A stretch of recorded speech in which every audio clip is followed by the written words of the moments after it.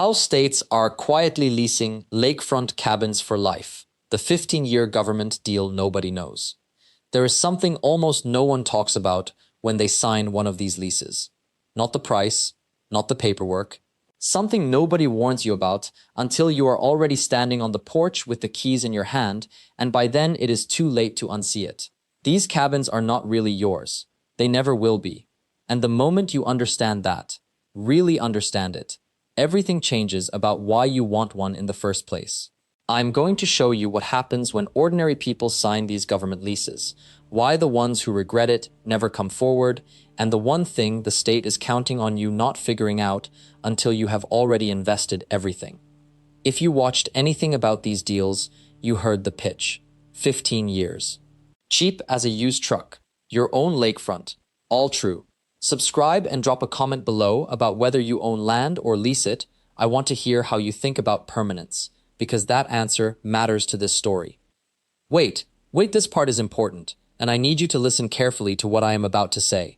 There is a detailed guide called Hidden Homes, 50 Abandoned Buildings You Can Buy and Transform into Your Dream Home, that walks through every angle of these leases, what the contracts actually mean, what happens when you are 3 years in and the state decides to revoke access, and how to protect yourself if you go down this road.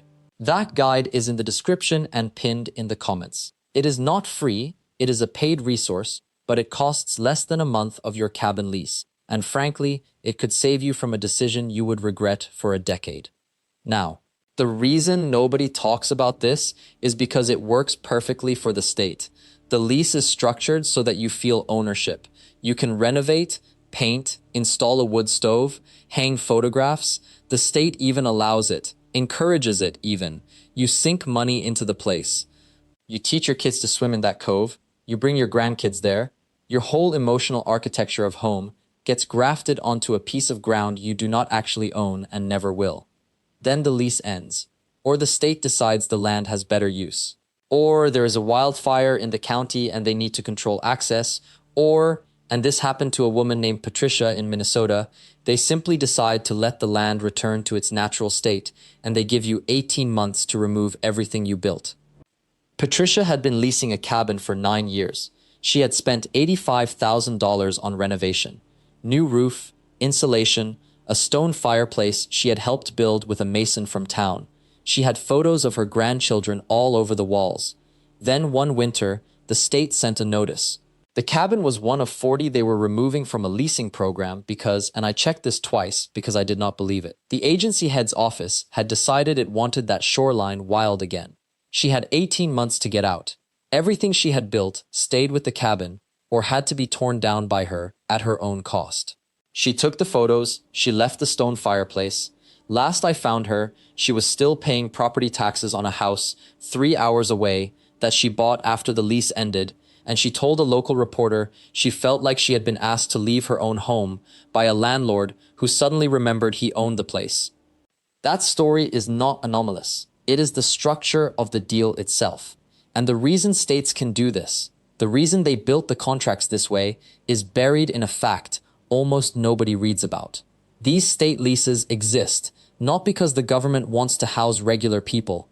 They exist because states own enormous amounts of trust land, and trust land has a legal obligation. It must generate revenue for schools, for institutions, for the state's operating budget.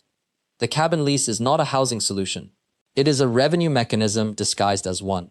And the person signing the lease, you, potentially, you are not a resident, you are a client, a leaseholder with a temporary claim on someone else's asset.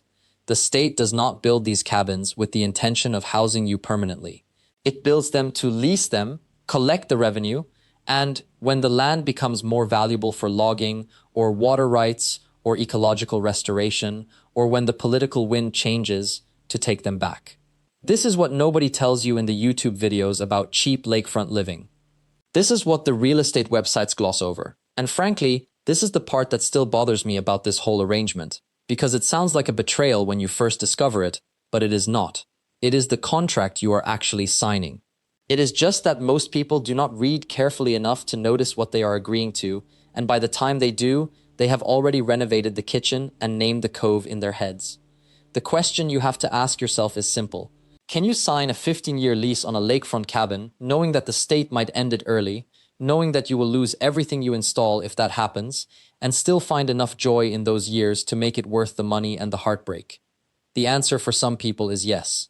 For others, it is no. But you cannot answer until you understand what you are actually signing. Wyoming takes a different approach entirely. The state does not own quite as much leasable land as Montana, but what it does own sits in some of the most dramatic country in America. The Wind River Range cuts through the northeastern part of the state like a scar. Lakes there stay cold even in July.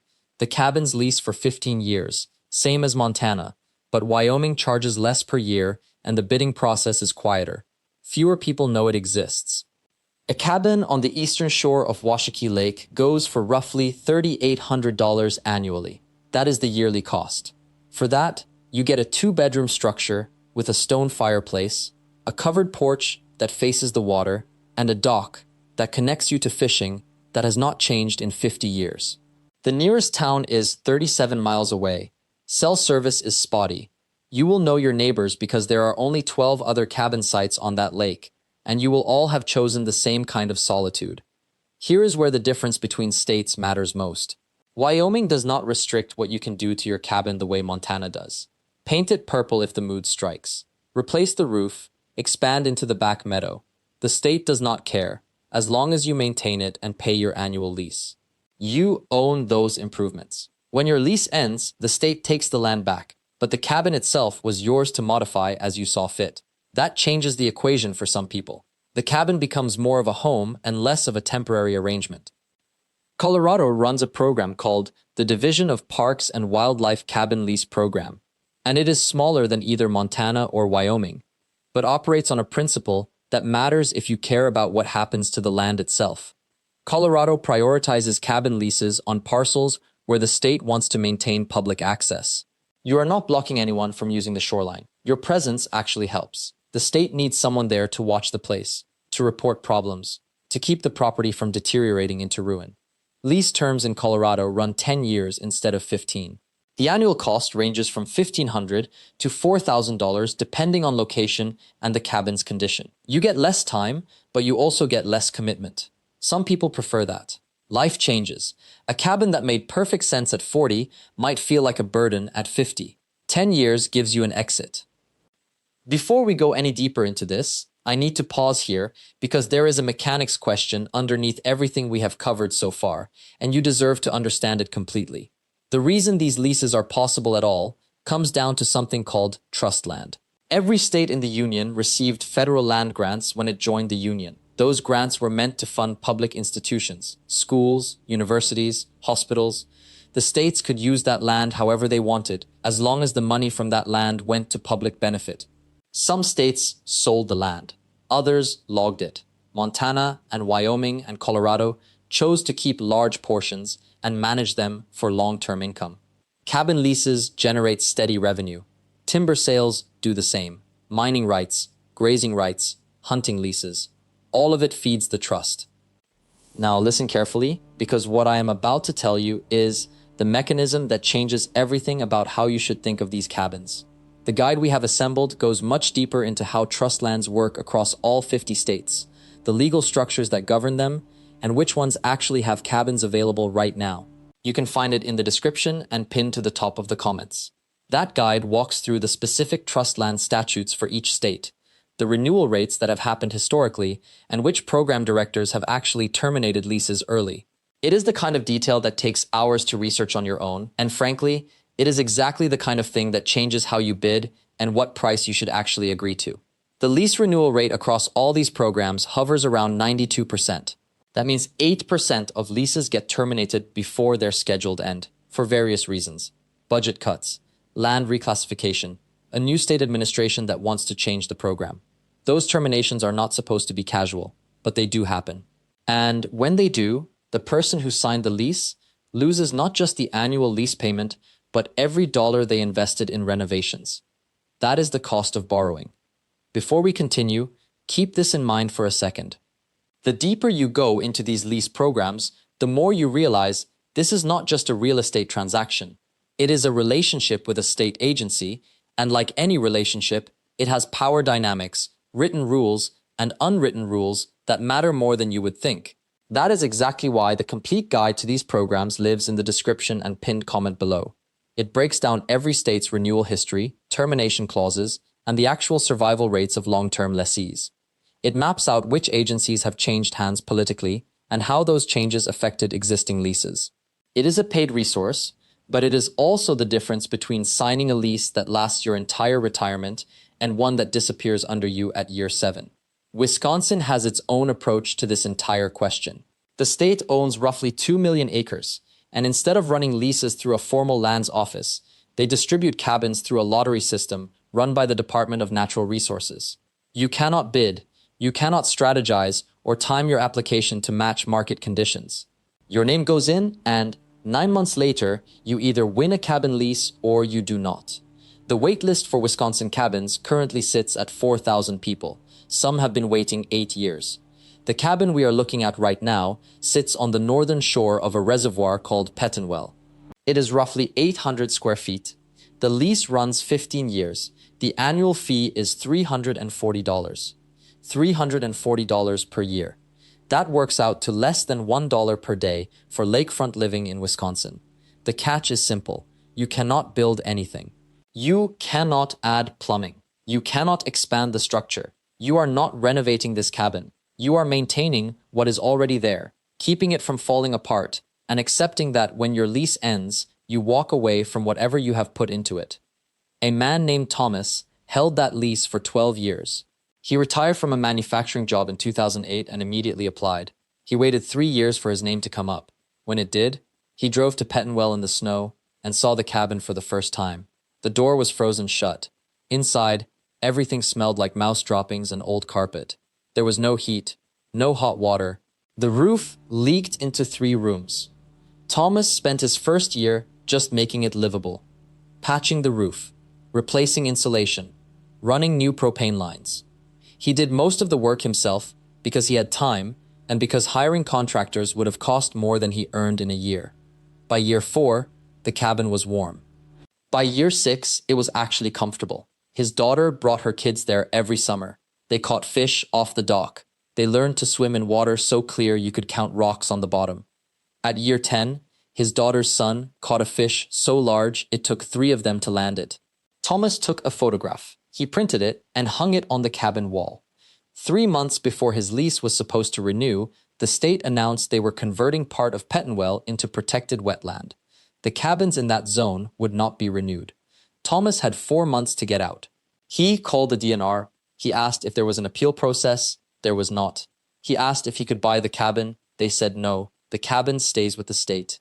He removed his daughter's photograph from the wall, packed his truck, and drove home. The cabin is still there. Someone else is in it now, in their first year, learning what it means to live on borrowed ground. That story is not an outlier. It is part of the design. These programs work because people like Thomas are willing to invest their time and money and emotion into places they will never own. The states count on it. They get free renovation work. They get caretakers who take better care of the land than any paid employee would, and when the land needs to serve a different purpose, they can simply ask for it back. That is the agreement you sign, not with a person, with a system. This is the secret I promised you at the beginning. The reason these leases exist is not because states want to help you find affordable waterfront living. They exist because states discovered something decades ago that still works perfectly today. They own land they cannot easily develop, cannot easily sell, and cannot easily manage alone. So they lease it to people like you and Thomas and thousands of others who will invest their own resources into maintaining it. You are not a tenant in the traditional sense. You are not renting from a landlord who has a duty to maintain the structure or guarantee you anything beyond the right to be there for the term of your lease. You are a partner in a transaction where the state provides the dirt and the legal framework, and you provide the sweat, the money, the hope, and the emotional labor. When the lease ends, they get back the land in better condition than they found it, with a cabin that someone else will move into next year. Your name leaves the wall. Your photographs come down. Montana understands this clearly. So do Oregon and Washington and a handful of others who run these programs with the kind of transparency that makes you uncomfortable before you sign, which is exactly the point. They are not hiding anything. They are telling you plainly that you are in a temporary arrangement, no matter how permanent it feels after 5 years or 10. The people who succeed in these leases are the ones who go in with open eyes. They know the ending is written. They know the cabin is not theirs to pass to their children or sell for a profit. They lease it anyway because the cost is low, the water is real, the quiet is real, and the years they spend there are real. They build a life in temporary form. They document it. They teach their kids to fish. They watch the seasons change from the same porch for a decade. Then they pack carefully and move forward. That choice is harder than it sounds. Thomas's daughter grew up partly in that cabin. She learned to swim in that water. The cabin became the place where her childhood happened. Knowing it would end did not make the ending any less difficult when it actually arrived. This is not a flaw in the system. This is what the system requires of you. It requires that you love the place enough to maintain it, but lightly enough that you can leave it. Some people cannot do that. They should not lease. They should save longer and buy actual property. The mortgage will be higher, but the cabin will be theirs, and their children will be able to stay if they want to.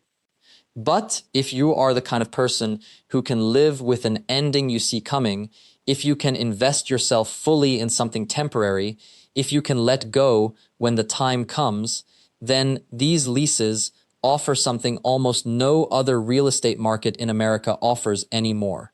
They offer a way to live beside water, to own your own shelter, to build a piece of life separate from the rest of the world without needing to be wealthy. They offer a cabin on state land for less than a used car costs, in some cases. They offer 15 years beside a lake nobody sold to a developer. That is the entire structure. Not a trick, not a loophole. A straightforward transaction where the state is honest about what it is, you are honest about what you want, and for a period of time, you both get what you came for. The key takeaway is this. If you are searching for affordable waterfront living, do not assume you need to be rich. Do not assume that every beautiful piece of shoreline in America is locked away behind a billionaire's fence. Some of it is, but underneath that assumption sits a quieter truth. Nearly every state in this country has land like this, leases like this, cabins like this, and they are waiting for people willing to live deliberately, knowing their time has an end. Start by checking your own state's lands office website this week.